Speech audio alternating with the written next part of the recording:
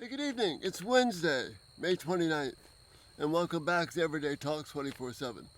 You can see we have some cows in the background there. They're grazing peacefully. It's a beautiful end of the day here. Really, really happy to have you along. Tonight we're going to be looking at these 9 rays of light, which Jesus intends to cause you and me to transform the world around us. Now, I'm not making too much of this. This is exactly what Jesus is communicating to us as he begins the Sermon on the Mount. Now, last time we looked at the Sermon on the Mount, that it's countercultural in so many ways. Jesus withdraws to a hillside, not some grand speaking platform, and then he sits down and then delivers this brilliant sermon about what life is all about, while he's talking peacefully to the disciples and the followers around him. The introduction to the Sermon on the Mount, what we label as the first 16 verses, is just a stunningly brilliant piece of literature. It opens up to us the wonders of everything Jesus is going to talk about in this sermon, but he puts it all together in this beautiful fashion in ways that are unexpected to us, but they're extremely powerful. 9 rays of light. At the end of this introduction, he says this: "You are the light of the world. A town built on a hill cannot be hidden. Neither do people light a lamp and put it under a bowl. Instead, they put it on its stand, and it gives light to everyone in the house. In the same way, let my light shine before others, so that they may see your good works and give glorify your Father in heaven." Not glorify me or you, but glorify our Father in heaven. This is the point of these initial things we call the Beatitudes. There are 9 of them. I've chosen to call them 9 rays of light, because this is how Jesus wants us to shine, so that his Father, is honored. So the first one is the first ray of light is being poor in spirit. And we need to think of these, what we call Beatitudes. I think we've gotten kind of an idea they're kind of weak, they're kind of passive. Nothing could be further from what Jesus intends. They are powerful. They are meant to change the world. So, blessed are the poor in spirit, for theirs is the kingdom of heaven. That's another way of saying here, your heart, my heart, is for single occupancy only. We can't have 2 masters, 2 people, 2 friends residing in our heart. Being poor in spirit is aggressive. It means putting your goals and aspirations aside so that you can focus on what is eternal and what has lasting value. Let me say that again. Being poor in spirit means putting our goals, your goals, my goals, putting them aside so that we can focus on the goals that God has for us. As Jesus says, if I lose myself, I will find myself. And we are spending so much time trying to find ourselves that we lose ourselves. That's what's being communicated to us here.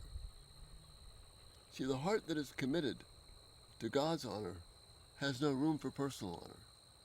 The heart that is committed to God's honor has no room for personal honor. You flip that around, the heart that is committed to personal honor has no room for God's honor. Putting God first is being poor in spirit, not putting my way in there, but wanting to honor God. Jesus picks up on this again later on in chapter 6, verse 24, when he says this: "No one can serve 2 masters, for he will hate the one and love the other, or he will be devoted to the one and despise the other. You cannot serve God and wealth." And I like this translation a little better. And I think it's a little weak to say God and money, because much more is being talked about here than just money. It's our wealth, it's our possessions, it's the stuff that we live for. You cannot serve the stuff that we live for.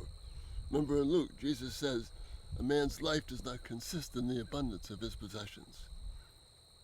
It's not what God has called us to. Being poor in spirit means having a heart with only one occupant. And that occupant is the glory of God. The glory of God means living for the reputation of God, for the honor of God. Not for the honor of Jay. I appreciate the amen from the cow. Not for the honor of Jay, not for the honor of you, but for the honor of God. And when we live for the honor of God, the beautiful, wonderful thing is we find ourselves. I can't find myself any other way except to live for the honor and glory of God, to make his name great, to put him first. You see, this is countercultural. We think somehow we have to find our own way, and then we can honor God. No, I find God's way, that I bring honor to him, and that's how honor comes to me. It's secondary. When I live for the honor of God, we are poor in spirit. And what do we gain? Jesus says, you gain the kingdom of heaven. Blessed are those who are poor in spirit, for theirs is the kingdom of heaven. That's why I say, the heart should have a sign on it. Single occupancy only. You can't have multiple occupants. You can't have, well, I'm going to serve God, but I'm also going to honor this person, or I'm going to find my dream. Make your dream to live for the honor of God, because God is in all of creation. God has specially equipped you and me to do things that will bring honor to him, that will bring us the greatest sense of fulfillment. But we will never have it if we try and hang on to ourselves first. The message of our culture, find yourself, and then you can find God. That's not being poor in spirit. That will block you from heaven. Live for the honor of God. Be poor in spirit. Realize there's just one occupant in your heart, and that's all it was designed for. And that is the honor and glory of God. You make that the focus of your heart, then you will find the kingdom of heaven and find what life is all about. Thank you so much for being here, and again, love your thoughts, feedback, Q&A Friday this week. Again, please interact. Live for the glory of God. Be the light, the ray of light that will transform your life and those around you. Have a great night. Bye-bye.